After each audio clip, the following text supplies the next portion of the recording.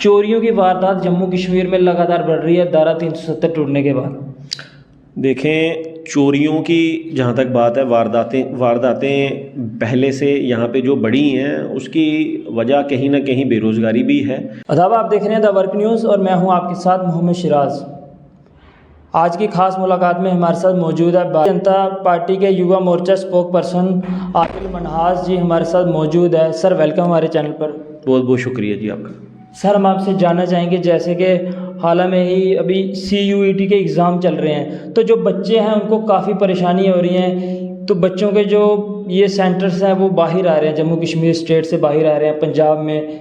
तो क्या कहना चाहेंगे इसके बारे में? देखें, इसके लिए हमारे जो प्रधान जी हैं, हमारे रविंदर रैना साहब, प्रेसिडेंट साहब, उन्होंने ऑलरेडी इसके लिए बात जो है वो एडमिनिस्ट्रेटिव लेवल पे की हुई है।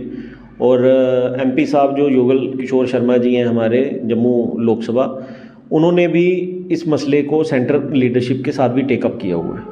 तो इसमें जो रिज़ल्ट्स हैं वो कुछ ही दिनों में सामने आएंगे और होपफुली ये रहेगा कि जब ये एग्ज़ाम जो नेक्स्ट ईयर जब बच्चे दोबारा इसको देंगे तो उसमें 100% बच्चों को रिलीफ मिलेगी।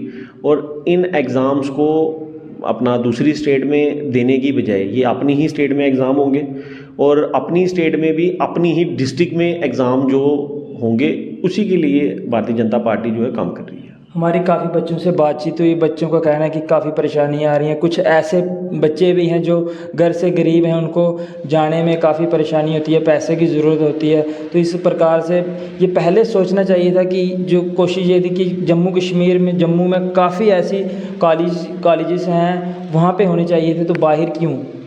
देखें, इसमें क्या है कि ये फेलियर जो है ये एडमिनिस्ट्रेशन का फेलियर है। लोकल एडमिनिस्ट्रेशन जो है उन्हीं की तरफ से ये हुआ, ये डिसीज़न लिया गया। अब डिसीज़न किस वजह से लिया गया, शायद इसमें कहीं ना कहीं UT भी एक वजह हो सकती है जिस वजह से ये डिसीज़न इन्होंने लिया। बट ये कि अपना इसमें हम यही कहेंगे कि इसमें बड़ी जल्दी इस इशू को रिज़ॉल्व किया जाएगा और स्टूडेंट्स को एक रिलीफ जो है वो आने वाले दिनों में मिलेगी। और नेक्स्ट ईयर, जैसे मैंने आपको बताया कि नेक्स्ट ईयर हमारी कोशिश यही रहेगी भारतीय जनता पार्टी की तरफ से कि जो बच्चा जिस डिस्ट्रिक्ट से बिलोंग करता है उसका एग्ज़ाम उसी की डिस्ट्रिक्ट में लिया जाए, ताकि बच्चे को बाहर दूसरी स्टेट में जाने का मौका ना मिले। और वो इसलिए जाने का मौका नहीं मिले कि वहाँ पे जाके जो एक्सपेंसेस उसको वियर करने पड़ेंगे अननेसेसरली, कुछ बच्चे पे कर सकते हैं, कुछ बच्चे पे नहीं कर सकते हैं, तो वो चीज़ें जो हैं वो नहीं होगी। नेक्स्ट ईयर होपफुली हम इसके लिए ट्राई कर रहे हैं, ऐसा होगा, रिजल्ट्स मिलेंगे देखने को। हम आपसे जानना चाहेंगे, भाजपा लगातार ये कहती है कि हालात ठीक हैं, हालात ठीक है, तो फिर जम्मू कश्मीर में इलेक्शन क्यों नहीं करवाए जा रहे हैं? देखिए, इलेक्शन की जहाँ तक बात है, इलेक्शन का जो प्रेरोगेटिव है वो है हमारा इलेक्शन काउंसिल ऑफ इंडिया का। भारतीय जनता पार्टी की तरफ से बार बार हमारे अध्यक्ष जी की तरफ से यही कहा गया कि हम इलेक्शंस के लिए रेडी हैं, हम तैयार हैं इलेक्शंस के लिए। यूं ही election commission of India notification जारी करती है, we are ready for contest. तो इसमें हमारी तरफ से तो कुछ ऐसा है नहीं कि हम इलेक्शन के लिए तैयार नहीं हैं या हम चाहते हैं कि इलेक्शन अभी ना हो। Election commission of India decide करेगा और जैसे ही ये डिसीज़न सबके सामने आता है तो उस टाइम पे इलेक्शन होंगे। लेकिन इलेक्शन कमीशन सर काफ़ी कई साल हो गए यहाँ पर इलेक्शन नहीं है, यहाँ पर लोगों को ज़रूरत है। हालांकि LG मनोज सिन्हा वो काम तो कर रहे हैं, लेकिन लोगों को ये ज़रूरत है कि हमारे यहाँ पर अपना जो CM होना चाहिए। तो काफ़ी और भी कई मुद्दे होते हैं जो हल हो जाएंगे। देखें, इसमें जहाँ तक बात है हमारे लोकल इश्यूज़ की, लोकल इश्यूज़ को रिज़ॉल्व करने के लिए भारतीय जनता पार्टी दिन रात प्रयास कर रही है। और जहाँ तक बात है हमारी सेंट्रल लीडरशिप की तरफ से भी इस महीने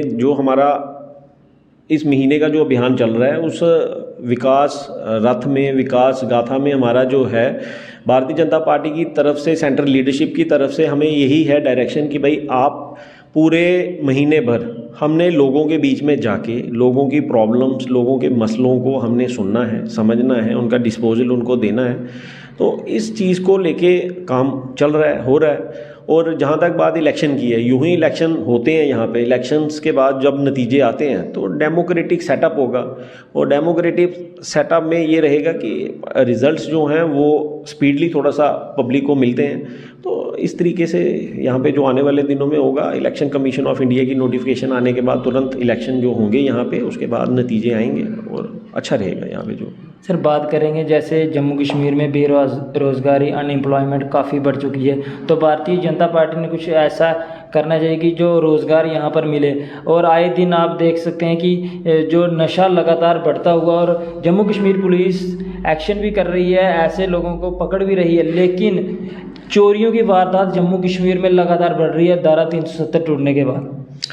देखें, चोरियों की जहाँ तक बात है, वारदातें पहले से यहाँ पे जो बढ़ी हैं, उसकी वजह कहीं ना कहीं बेरोज़गारी भी है।